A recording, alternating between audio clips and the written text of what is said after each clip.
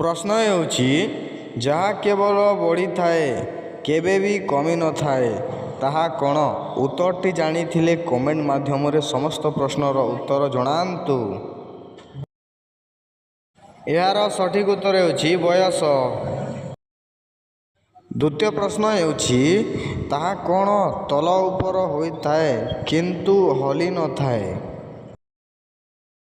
ଉତ୍ତର ତାପମାତ୍ରା।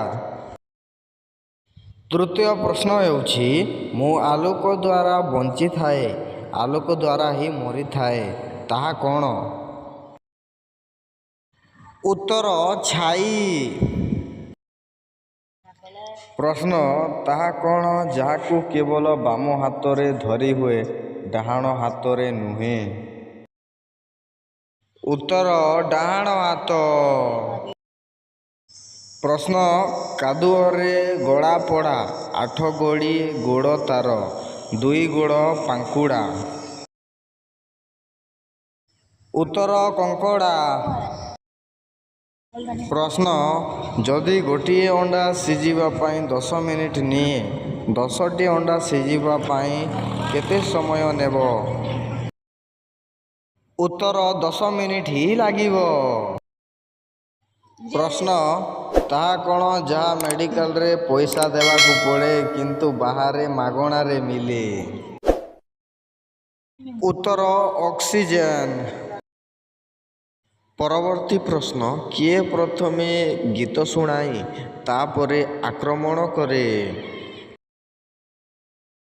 ଉତ୍ତର ମଶା। ପରବର୍ତ୍ତୀ ପ୍ରଶ୍ନ କ'ଣ ସବୁବେଳେ ଆସେ ହେଲେ କେବେ ପହଞ୍ଚେ ନାହିଁ?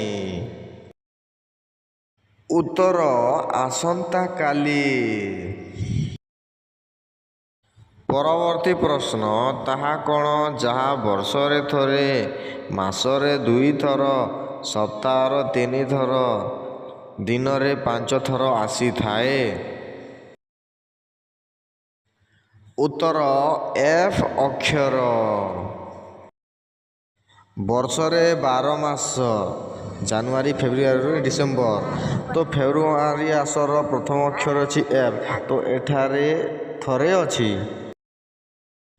ମାସରେ 4 ସପ୍ତାହ first week second week third week fourth week ତ ଏଠାରେ ପ୍ରଥମ first week next fourth week ତ ଏଠାରେ 2 ଥର ଏଫ୍ ଅଛି। ସପ୍ତାହରେ 7 ଦିନ first day second day third day fourth day fifth day six day seven day ତ ଏଠାରେ 3 ଥର ଅଛି first day fourth day fifth day. ଦିନରେ 24 ଘଣ୍ଟା 1 2 4 5 14 15 ଏମିତି ଯାଏ 24 ଆୱାର ତ ଏଠାରେ 5 ଥର ଅଛି 4 5 14 15 24 ଏଠାରେ 5 ଥର ଏଫ୍ ଅକ୍ଷରଟି ଅଛି। ଭିଡ଼ିଓଟି ଭଲ ଲାଗିଥିଲେ ଆମର ଚ୍ୟାନେଲକୁ ସବସ୍କ୍ରାଇବ୍ କରିବେ ଆଉ ବେଲ୍ ଆଇକନ୍କୁ ପ୍ରେସ୍ କରିବେ।